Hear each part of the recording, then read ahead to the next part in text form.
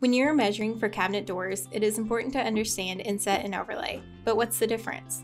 Inset cabinet doors are set into the frame of the cabinet box and sit flush with the face frame. Inset cabinet doors are commonly used for frameless cabinets and help achieve a smooth and sleek appearance. Overlay refers to the distance that a cabinet door goes past the cabinet box opening. There are two kinds of overlay, partial and full.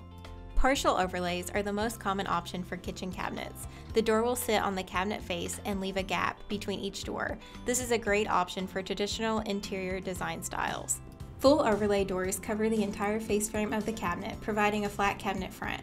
This style gives a similar appearance to inset cabinet doors and is a great option for slab cabinet doors in a minimalist style. Sometimes your design can utilize a combination of inset and overlay cabinet doors and drawer fronts. In this design, partial overlay cabinet doors and inset drawer fronts create a cozy farmhouse kitchen aesthetic. In this design, inset upper cabinet doors and full overlay drawer fronts create a clean and modern look that shifts your focus up to the ceiling and crown molding. Calculating for cabinet doors is easy. First, take your measurements and don't forget to double check. You can find our guide here. Next, use the appropriate formula. For a single door, you simply subtract your reveal from the height and the width of the cabinet box opening. If you wanted to have an 1/8 of an inch reveal all around, then you would need to subtract an 1/8 of an inch from all sides. This is 1/4 of an inch from the height and the width of the door. If your cabinet box opening were 10 inches by 10 inches, then your door would need to be 9.75 inches by 9.75 inches. For split inset doors, we are going to need to use a more complicated formula. For the height measurement, you will follow the same steps as you would for a single door.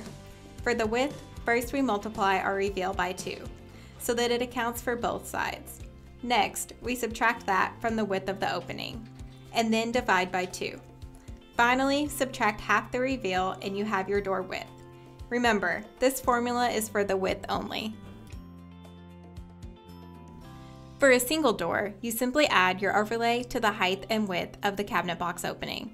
So if your opening is 10 inches by 10 inches and you would like to have a 1/2 an inch overlay on each side, then you need to add 1 inch to both the height and the width. For split doors, the math gets a bit more complicated. For the height of the door, you follow the example above. The width is where the complex math comes in. First, we add our overlay to both sides of the opening, just like above. Then we divide that number by 2. Now that we have the width equally divided, we need to subtract the reveal, or space between the doors, so that they can be opened and closed without hitting each other. For this example, we will use a standard 1/8 of an inch reveal. Divide this number in half and subtract it from your width.